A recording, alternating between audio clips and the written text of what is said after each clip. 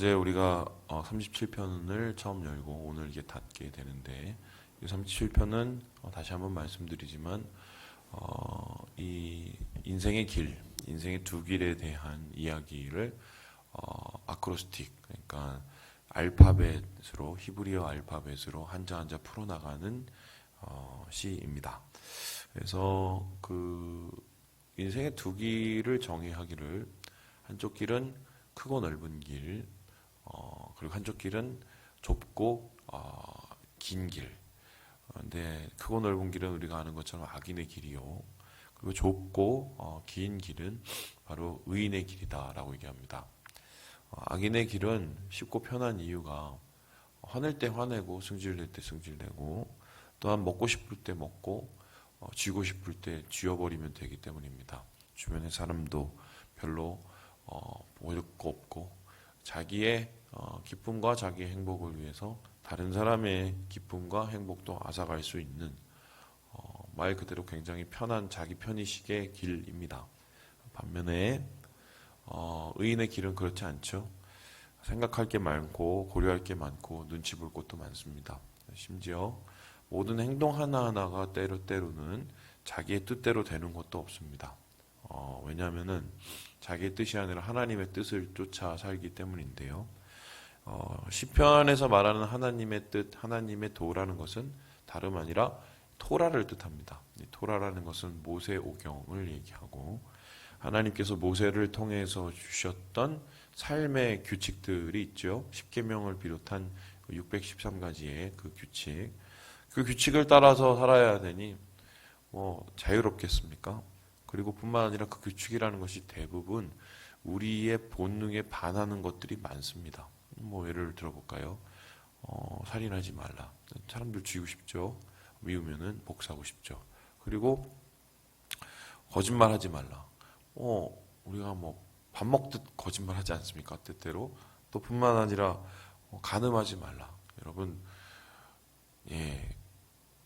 더 이상 말 안 하겠어요. 남자분들 워낙 요즘에 음란의 세대죠. 그러니 이런 본능에 반하는 행동들을 하나님께서 말씀하시는데, 그 길을 쫓아 살려니 얼마나 힘듭니다. 근데 그렇게 그 길을 쫓아 사는 것도 힘든데, 하나님의 의의 길로 가기를 원하는, 선을 쫓아 사는 의인들은 공격을 받습니다. 핍박을 받지요. 자기 식대로 편의대로 사는 악인들의 핍박을 받아서 내 혼자 하나님의 뜻을 쫓아 살기도 힘든데, 그런데 더 뿐만 아니라 그렇게 사는 길에 박수 쳐주는 사람도 그렇게 많지 않습니다. 그리고 때때로는 그 핍박이 위중하고 심각하여서 우리가 정말 죽기까지 하고 싶은 그런 마음이 들 때도 있죠. 그런데 결론은, 그래도 우리는 두 길 중에 하나를 선택할 때 의의 길을 걸어야 된다라고 시인이 이야기하고 있습니다. 그 이유, 우리 말씀 같이 한번 읽어보도록 하지요. 27절의 말씀을 같이 한번 읽어보겠습니다. 시작. 악에서 떠나 선을 행하라. 그리하면 영원히 살리니. 악에서 떠나라 라고 얘기합니다. 그러니까 악이 본능이에요. 가만히 있으면 죄질 생각만 합니다. 가만히 있으면 남 싫을 생각만 합니다. 악에서 떠나라, 선을 행하라.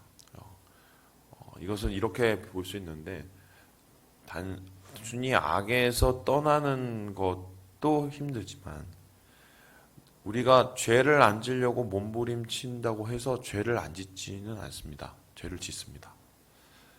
그런데 죄를 안 지을 방법은 적극적으로 죄에서 떠나서 하나님의 선과 의를 이루려고 몸부림칠 때, 그러니까 이게 긍정적인 행동들이죠. 선을 향한 긍정적인 행동들을 우리가 행할 때, 우리의 모습을 통해서 하나님께서 의의 열매를 주시는데, 그러면은 우리가 이 좁고 길고 불편하고 또 나의 삶에 좀 핍박이 많은 이 길을 악에서 떠나서 선의 길을, 의의 길을 가야 되는 이유가 뭘까 할 때, 시인은 분명히 우리에게 얘기하는데, 영원히 산다라고 얘기합니다. 영원히 산다. 이러한 말은 시편 1편에도 반복이 되고 있죠. 의인의 길은 하나님이 인정하시나 악인의 길은 망하리로다. 결론적으로 지금 우리의 당장의 눈앞에서 악인이 번성하는 것 같고 또 악인이 자기의 뜻대로 뭔가를 다 채워서 잘 먹고 잘 사는 것 같지만 이것을 타이밍을 좀 길게 장기적으로 놓고 한 사람의 인생, 그 한 사람의 인생을 넘어선 역사를 넘어선 영혼의 그 하나님 나라 이렇게 생각을 하기 시작하면 그들의 끝이라는 것이 결코 우리가 생각하는 해피엔딩이 아니라는 것, 그리고 의인의 끝이라는 것이 우리가 지금 당하고 있는 것처럼 새드 엔딩이 아니라는 것입니다. 그래서 하나님께서는 영원히 산다는 우리의 삶을 하나님께서 우리에게 주시는데, 그러면 그 영원히 사는 것이 어떤 뜻인 것인가? 우리 함께 34절의 말씀을 같이 한번 읽어보도록 하겠습니다. 시작. 여호와를 바라고 그의 도를 지키라. 그리하면 내가 땅을 차지하게 하실 것이라. 악인이 끊어질 때에 내가 똑똑히 보리로다. 끊어진다는 거죠. 끊어진다. 망한다. 어떻게 망할까? 이 시의 배경을 좀 볼 필요가 있어요. 배경이 두 가지 배경인데, 첫 번째는 다윗이 이 시를 썼을 때의 상황입니다. 다윗이 이 시를 썼을 때는 분명히 어느 정도 자기가 나이가 들고 자기의 인생을 돌아봤을 때에 이 시를 쓰게 되었을 거예요. 그렇다면은 자기가 예배자로서 하나님이 원하시는 그래도 의의 길을 따르려고 노력했던 다윗의 그 노력들, 그 뭐 숱한 다윗의 그 인생의 뭐 투쟁 뭐 이런 게 있었겠죠. 그 투쟁 속에서 계속해서 다윗을 괴롭히고 힘들게 하고 다윗을 죽이려고 하고 다윗의 의의 길을 따르는 것을 방해했던 사람들이 있었을 거예요. 근데 보세요. 남은 사람이 없는 거예요. 실제적으로. 물론 그 악인들 혹은 사울을 비롯한 뭐 이런 사람들 계속적으로 다윗을 살아생전에 괴롭히고 힘들고 어렵게 했지만 여러분 다 어떻게 됐습니까? 자기 꾀에 자기가 빠지고 자기 죄에 자기가 빠져서 다 죽었습니다. 그거를 다윗은 분명히 목도를 했어요. 그래 놓으니까 악인이 끊어질 때에 내가 똑똑히 보리로다. 너도 그렇게 볼 거야. 나도 봤거든. 그러니까 너도 볼 거야. 이렇게 지금 설명을 하고 있고요. 25절에 보니까 뭐냐면요. 늙게까지 의인을 버림을 방하거나 그의 자손이 거식함을 보지 못하였도다. 이렇게 나오죠. 나는 분명히 하나님을 따르는 자들이 의의 길을 걸어가는 자들이 핍박을 당하는 것도 봤지만 그들의 끝에서 하나님이 결코 그들을 포기하지 않고 보호하시는 걸 나는 분명히 봤어. 그러니까 나는 내 삶을 통해서 그것을 경험했기 때문에 자신 있게 얘기할 수 있다고 지금 다윗이 얘기합니다. 그러니까 자기가 경험한 거죠. 시냇가에 심은 의의 나무, 의인들이 어떻게 그 삶 끝이 정리가 되는지를 다윗이 목격을 하고 나도 그렇게 했고 너희도 분명히 그것을 볼 것이고 그러니 의의 길을 힘들더라도 가자 이렇게 우리에게 얘기하는 이게 이제 시를 쓴 배경입니다. 그런데 이거 말고 두 번째 이제 시를 읽는 배경을 우리가 봐야 돼요. 시를 읽는 배경. 이게 무슨 소리냐? 이 말씀이 읽혀진 때가 언제냐면요. 이 시편의 학자들의 생각은 바벨론으로 끌려가서 한참 이 고생 진탕하고 그리고 나서 예루살렘에 돌아와서 그때 이 시를 사람들이 다시 읽기 시작했다고 그래요. 그래서 이 시가 각광을 받고 시편 37편이 사람들에게 애송, 그러니까 사랑을 받아서 외워질 때가 언제냐면 포로기 이후예요. 그러면 이 시를 읽는 사람들은 이 시를 읽으면서 무슨 생각을 했을까요? 1편 처음으로는 다윗도 그랬을지라고 그것을 기억했을 거고, 두 번째 뭐야? 우리도 그랬잖아. 어떻습니까? 그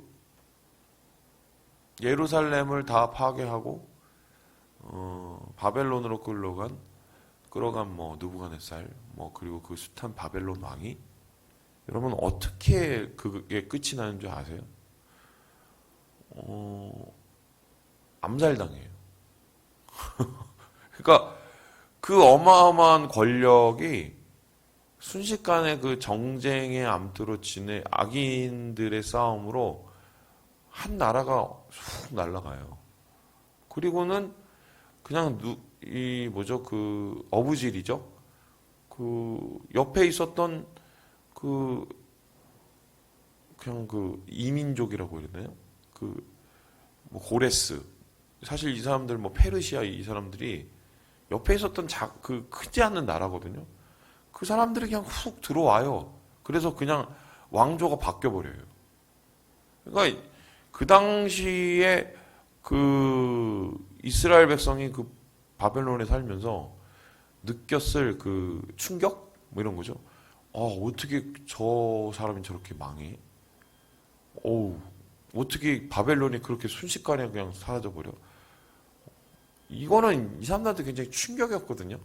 또 뿐만 아니라 이 페르시아가 들어오고 나서 제일 처음에 한 게 뭐냐면, 야, 니네 저 포로로 끌려온 애들 중에 돌아갈 애들 있으면 뭐 고향으로 돌아가. 이렇게 다 허가를 해줘요. 뿐만 아니라 그냥 가는 게 아니라 가서 니네 뭐 성전도 짓고 종교 활동도 다 하게 해줄게. 갑자기 다 풀어준단 말이에요. 이게 이 사람들의 생각에는 도저히 말이 안 되는 생각인 거예요.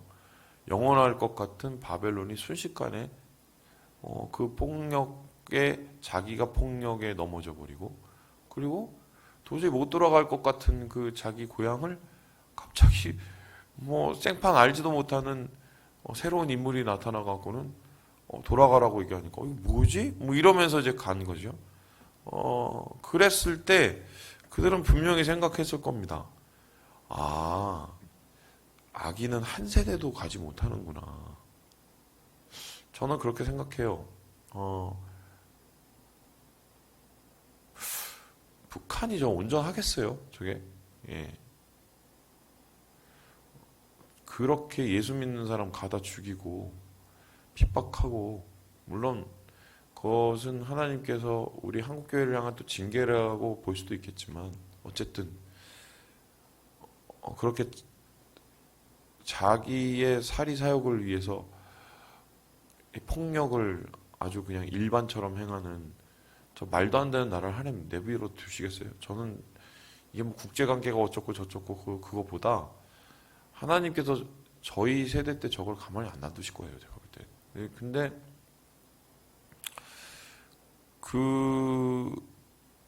우리가 보기에는 별일 없이 잘 먹고 잘 살고 잘 되고 갈망하죠.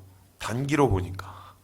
그런데 이거를 역사로 보고 하나님 나라의 관점에서 보기 시작하면 하나님 나라는 영원하고 하나님 나라의 백성은 하나님이 지키신다.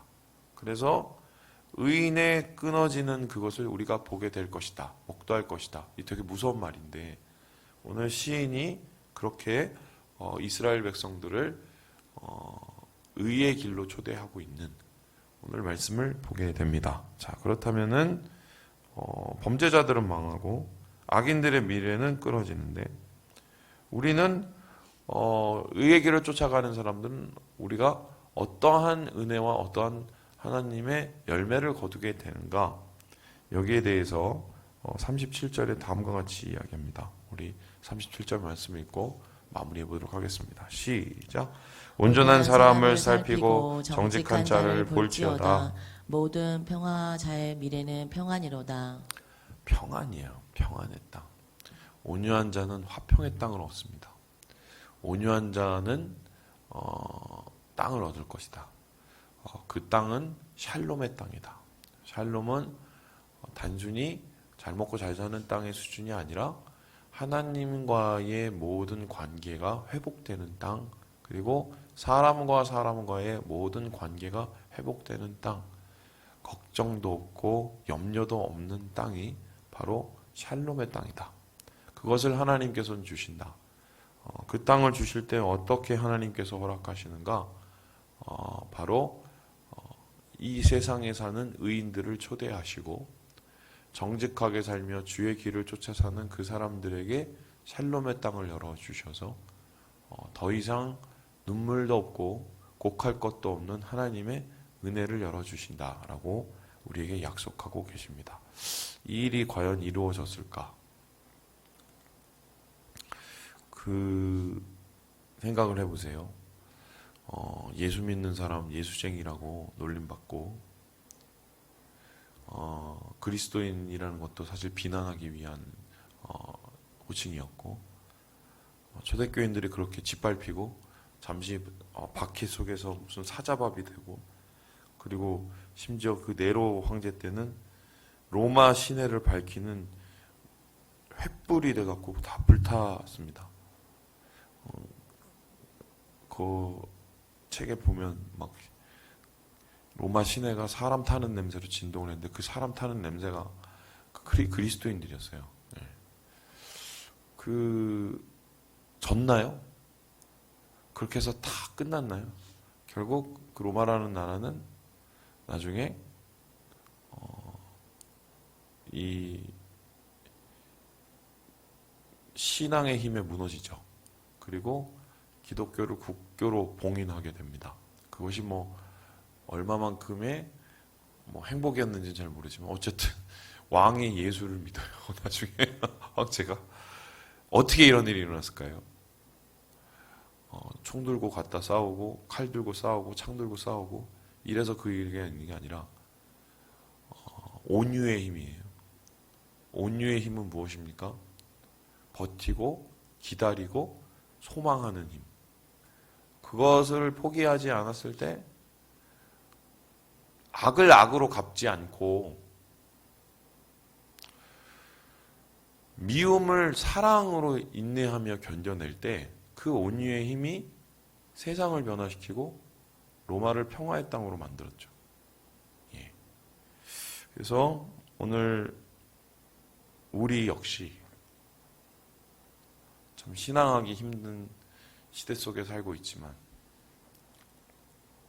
무슨 지금 교회가 얼마 남을 것이냐 우리가 고민하고 있지만 그래도 하나님의 의의 길을 쫓고 온유의 힘을 믿는 사람들은 하나님께서 샬롬의 땅을 주실 것이라는 이 약속은 여전히 유효하다는 것 여러분 기억하시고 오늘 하루를 주의 뜻을 쫓아 살아가시고 이겨내시는 우리 모든 형제 자매들 되시길 주님의 이름으로 축복합니다.